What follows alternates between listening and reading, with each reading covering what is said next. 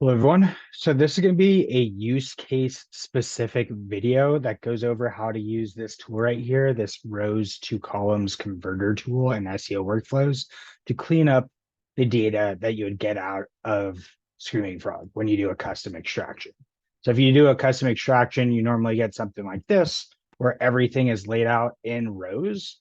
And to really effectively analyze the data, you really need this in columns. So for example, if we look at that output data set in a CSV file, really what we want to see is probably something that looks a little bit more like this. If I took that and I copied and pasted this down again, and then I took the second row and I put them down here and so on and so forth for all like 40 of these, which would take forever to do manually. And I would never do that manually.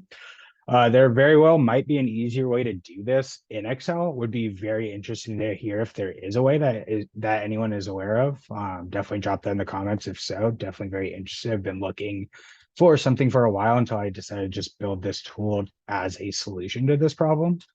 So we'll take this right here and we'll convert it. So how you actually do that utilizing the tool, if I hop back over to SEO Workflows, you see required column headings is stack ID. Stack ID is actually going to be the column where you want to stack everything against, which for this is going to be this right here. I'm going to hold on explain that. I'm going to just show the output and then we'll go over it. So we have the stack ID. I'm going to leave the rest of these columns as is. I will go back to the tool. I will input that CSV. Let's go to, actually that was in desktop. And I'll start the job. Should be fairly quick. Cool. The data is available. Come up here, download the data set. And let's look what the output looks like. There we go. So there's some things we don't necessarily need. So like the status code and the status okay. We could have just eliminated those before. I just didn't want to be confusing. So we could eliminate those. Let's go to the bottom, status code, this right here.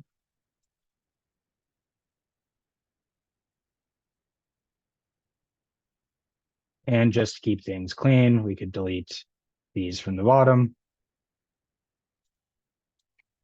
And now we have our data set in a way that we can more easily analyze this like within a pivot table.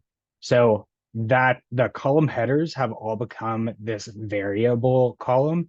And then the values that used to be all spread across the singular rows is all now in this single value column. So if I, for example, wanted to create a pivot table and I wanted to look at the stack ID, which is the URL over the value, and maybe I could put value right there or something like that.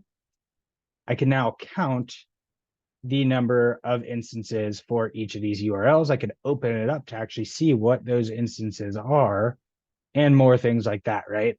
You didn't actually see me do this whole analysis because I was really just showing how to utilize this tool. But what this actually is doing is getting the internal links specifically from the main content of article pages. And then on this case on NerdWall, it was just a website chose as an example to use for this. No real reason behind it. So this is actually saying, for example, within this page right here, there's 29 internal, or there's 29 links, not necessarily internal. There's just 29 links within the main content of the page. And again, the core point of this tool is to convert something that looks like this right here, which is somewhat unusable to actually use for data analysis, and convert it into something like this over here, which we can now more effectively use once again for data analysis.